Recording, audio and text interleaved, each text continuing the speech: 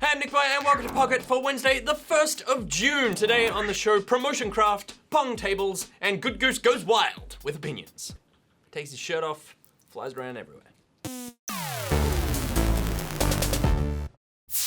Alright, here's what's been making headlines, and first up, Mojang don't want you to use Minecraft to sell your stuff. A recent update to the game's commercial usage guidelines should stop commercial entities from promoting products using the game. In a blog post, Mojang stressed that these changes won't affect the usual server and video monetization, but will instead target advertising agencies and corporations. So YouTubers, don't stress about your YouTube ad revenue. It's going to be okay. Mojang listed that corporations will no longer be able to hire someone to build mods or servers which promote unrelated products or market a TV show, etc.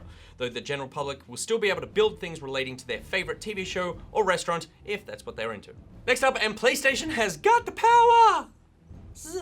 The PlayStation original TV series has finally launched on the Australian PlayStation Network today. All episodes of Season 1 of Powers and the first 3 episodes of Season 2 can be watched through the store for free if you own PlayStation Plus. Subsequent episodes of Season 2 will continue to drop week by week from here on out. I hear bad things, but it is free. Except you need PlayStation Plus. I hear bad things. Moving on, and the Resi 5 relaunch has a release date.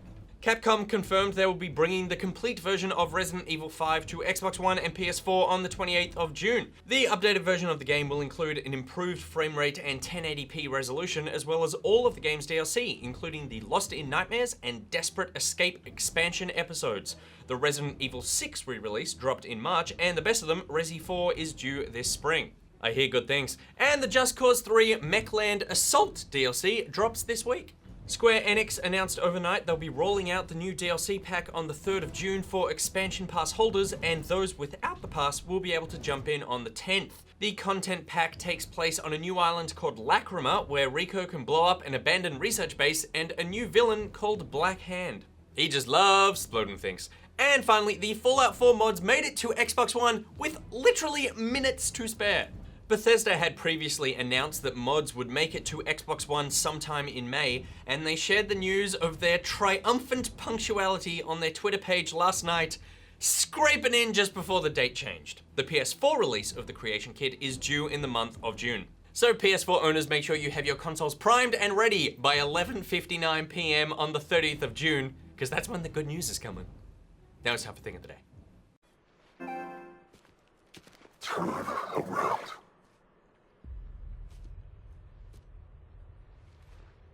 Who are you?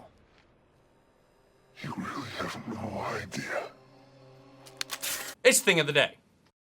Unsatisfied with playing Pong on a lowly computer, Daniel Perdomo built the game into a table. The tabletop version of the classic game is controlled by 2 chromed dials and has a puck which moves along a central beam.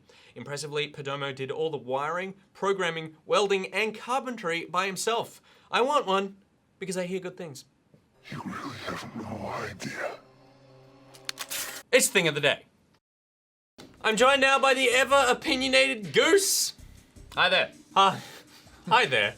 How are you? I'm good. I'm opinionated. Yes, he is. Now, you gave an opinion last night on Good Game. Correct. It was about movie video games. Basically, I went on a bit of a rant, a bit of a tirade about how I'm fed up with the current state of movies based on video games. Yeah. Now, before I get into that, I should probably prefix by saying that these are films based on a video game story, not movies like Wreck-It Ralph, ones that are set with video games as sort of the canvas. As a theme. Yeah. Yeah. I'm talking about ones like, we're looking at like the Super Mario Brothers film. Oh, yeah.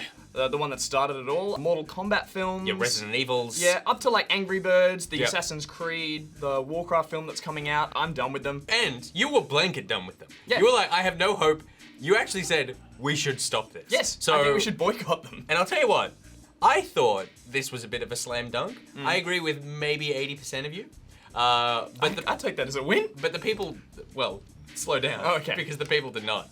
And this one came in from Doug Moss 22 hours ago, which I believe was sort of like 5-6 hours before the segment even aired. It's not even out yet. Who said, I haven't heard it yet, but I disagree with Goose. That's it? So thanks, Doug.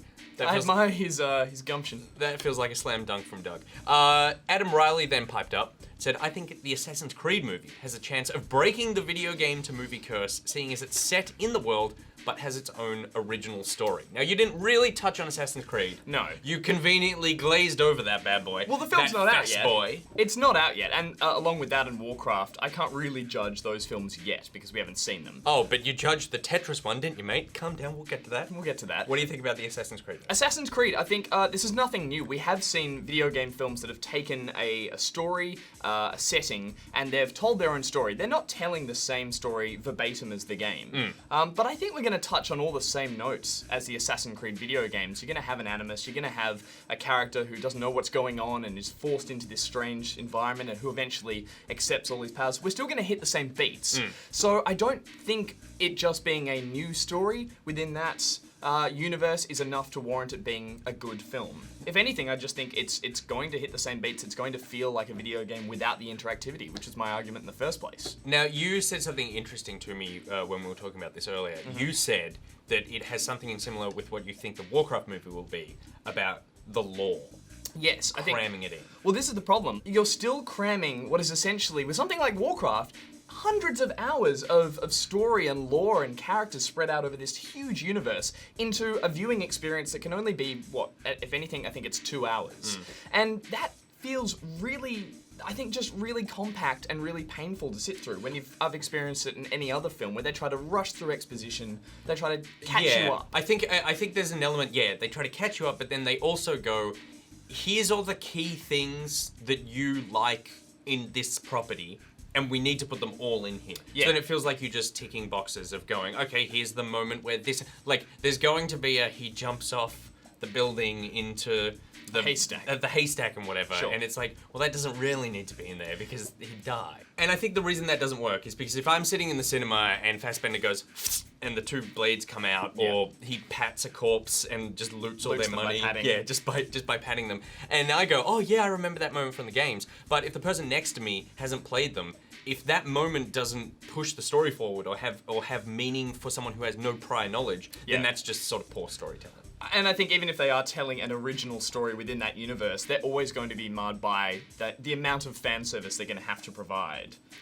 Which is a very interesting segue, well done, into our next question. I'm worried. Yeah, you should be. To get a game that has no sort of prior knowledge, expectations, fan service, whatever. Games with Planet says, Goose, I'm genuinely excited to see what Threshold Entertainment, and I feel like the mere fact that they reference Threshold Entertainment means they probably work for them, do with the Tetris film. And I was annoyed to see you go WTF. It's a sci-fi, for goodness sake. They can go all out on this, and they should. Game films are bad because they keep trying to fit a game into a tame Hollywood genre. Now someone is trying to do something different, and you WTF it? Sure.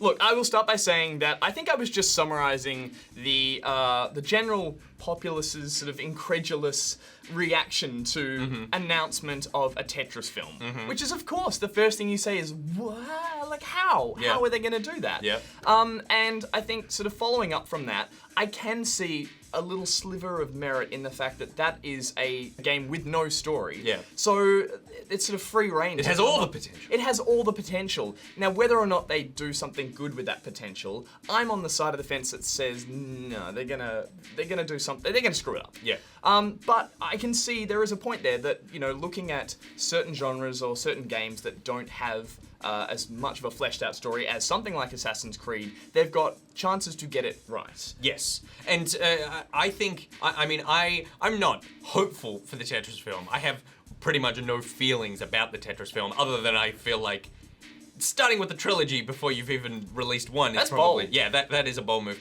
But it could very well be an Ender's Game situation where you play Tetris and they take all the top Tetris players in the world, and it was actually secret training to do something else. I don't think it's going to be blocks of aliens coming. We're not going to have like celebrity voices behind each of the blocks. or As the something. L block. Yeah, exactly. Samuel L. Jackson Ooh. as the L block. There's an idea. And NichBoy as the tall, thin one. I'd be the little triangle. The fat cube? Yeah, the fat cube. Yeah. That would be me.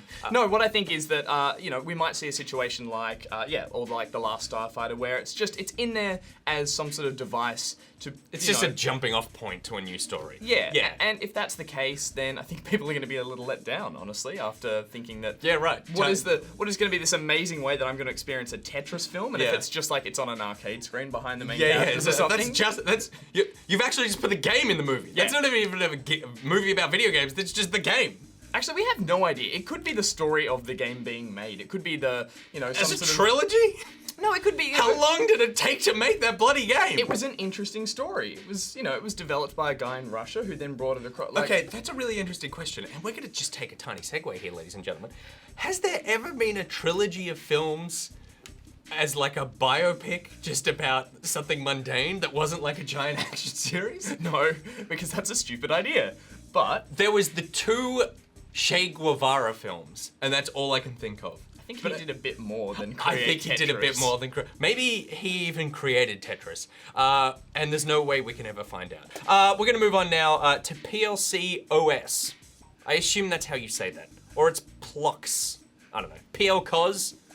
Just send in voice pronunciations. I can't read this shit all the time. I really think that Goose is overreaching with this one. It took a long time for comics to reach the point they are in movies, and we still get steaming hot duds like Fantastic Four.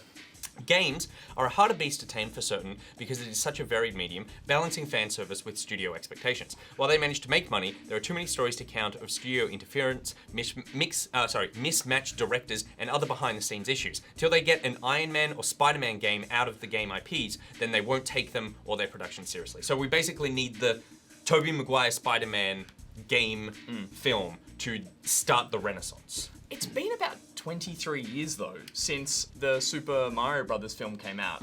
That's a long time to be drip feeding out these films that have all gone wrong in some way or another, Yeah. whether it's in the box office or whether it's during the production, Yeah. like they mentioned there. And I think that's all the evidence we need to see that this medium just does not translate smoothly into film. And if you look at every example, there's always a blemish on it. There's always something there that was like, we had a lot of people write in and say things like, yeah, but I kind of like this film, or I remember liking this one. Very contrasting opinions. And People you're saying- wrong. And well, this is the thing. Sure, there's always going to be something you can take out of these films and say, I kind of enjoyed that one. I think the I liked final- where the forearm guy got punched in the nuts in Mortal Kombat. Yeah, or for me, it was actually the Final Fantasy film. I know I put it in the segment, but that was one that I could kind of look at and go, yeah, I appreciated what was going on there. It's not my favorite film, but I sat through it. 3rd DVD I ever bought. Really? Yeah. Did you see the hidden features with they all do the thriller dance? Yeah. That's cool. Yeah. Back to the topic. What I think is that we've seen so many examples of it go wrong that I think that's why we need to now say this is enough. So remember how at the beginning I said I agreed with 80% of what you said? Here's my 20%. Here we go. You saying enough is enough and we're done. I disagree. And that I think PL Cos, you've got it right. In that I think that we do need the one that works. And your argument that we've, Super Mario Brothers, has been a few decades for that. I mean, there was a Batman TV series. Like Adam West, we've been making, there was a Superman TV, like these things have been going on for 50, 60 years before we sort of hit this renaissance stage. I do think that the problem is that video games are not respected in Hollywood. So that we're still at the point where people who loved video games growing up haven't reached the level, or most of them haven't reached the level where they're controlling these studios. So therefore, they're not respected as IPs. They are seen as something that is just like a cash grab. Definitely. So then when you're making a cash grab, this isn't a passion project. This is something that you're doing just because you have the IP. Yeah. So you also then, it's a bit that you put a lot of money behind it because you want it to make a lot of money. It's a big spectacle. And films that are big sort of productions like that also go through heaps of writers all the time. And I mean, Tomb Raider had 6 writers, Resident Evil had 1 writer, but it was the worst writer and director in Hollywood, Paul W.S. Anderson. The Hitman movie was written by a guy called Skip Woods. And then the Hitman movie flopped. And then the new Hitman movie that came out, got him back. They brought back old Skippy. So it's like they just don't respect the writer as a medium there. And and the last thing is like, yeah, you calm down. It's time for Nikki's 20%. And then the last thing is that with comic books, I think that there's been this there's been a rich history of these characters that we love, and that there's been a lot to draw on and people have been passionate about it. And so then someone has taken on writing that thing as a passion project. We need someone to take on a video game as a passion project, not as a cash-in. And when that happens, and it could happen with Warcraft, although the early reports aren't good, and it could happen with Assassin's Creed. And maybe there's someone crazy, excited about Tetris. But once you get one, then you're going to start validating that as a form of like a franchise and brand that people want to see, and then better talent will be attracted to these projects, and it won't just be people who are being brought in to rewrite a script that's been rewritten 6 times. I hear what you're saying. Oh yeah. And I've got to say, secretly, I'm kind of hoping the same thing. Yeah. However, these opinion pieces are a chance for me to be the bad guy. I have to fall on the sword and say what everyone is thinking, but won't say out loud. Yeah. And in this point, I think it's that we need to do something drastic so the medium is taken seriously. Yeah. Sure, I'm spouting on about I think we need to stop these films, they need to go away forever.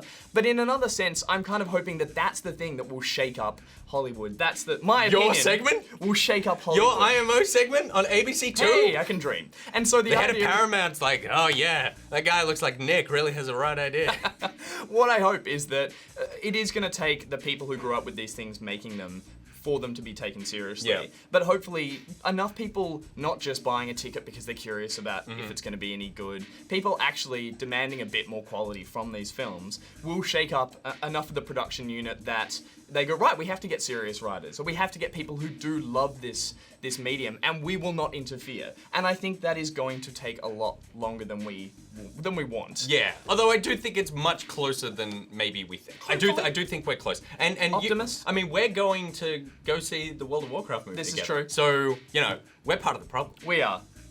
Don't tell them that. All right, that's it for today's episode of Pocket My Pocketeers. What do you think about films from video games? Let us know in the comments. And also, has there been trilogies of films about like small personal stories? That's what I'm really interested in. And while you're on the internet, please check out Good Game on Facebook, YouTube, and Ivy. You want to meet fellow Pocketeers and join the Pocketeers Facebook group and the Steam group? You can follow Good Game on Twitter at GoodGameTV, follow Pocket at NichBoy, FPR at GG, at Monkey, and at SamGee. He's at Goosebangus, and there are links to everything I just said in the description below. Today's Thing of the Day graphic was made by Mr. Mania Michael. If you've made a thing like Mr. Mania, please send it in. Till tomorrow, Nick Boy out. Goose out. Are we okay after that? Yeah, I feel good. All right. I feel like we're 80% okay.